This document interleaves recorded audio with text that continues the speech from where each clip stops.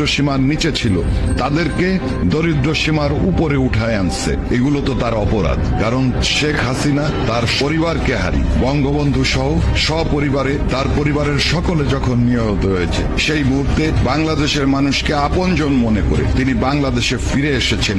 বাংলাদেশের মানুষের ভাগ্য উন্নয়নের জন্য সর্বোচ্চ চেষ্টা করেছেন, এটাই তার অপরাধ। আজকে আমি বাংলাদেশের সাধারণ মানুষকে একটা কথা বলতে চাই, আপনারা আপনাদের বিবেকের মুখোমুখি হন। শেখ হাসিনা যদি এই দেশের উন্নয়ন করে থাকে, তাহলে শেখ হাসিনাকে সসম্মানে দেশে ফিরিয়ে আনার জন্য আপনারা অন্তপক্ষে আপনাদের বাড়িতে বসে আপনারা শপথ গ্রহণ করুন। ওই বাড়ির কয়জন থেকেই শপথ গ্রহণ শুরু হোক, এবং সেই শপথের গুণে আমরা অবশ্যই দ্রুত শেখ হাসিনাকে সসম্মানে দেশে ফিরিয়ে আনবো ইনশাল্লাহ। বাংলাদেশ আওয়ামী লীগ 5 তারিখের পরে আবারও যখন ঘুরে দাঁড়িয়েছে, শেখ হাসিনাকে বল প্রয়োগে বিদেশে যেতে বাধ্য করার প্রতিবাদে বাংলাদেশের বিভিন্ন জেলায়, বিভিন্ন উপজেলায় যে প্রতিবাদ মুখর হয়েছে, সেই খবরগুলো আজকে আমাদের মিডিয়ায় আসছে না।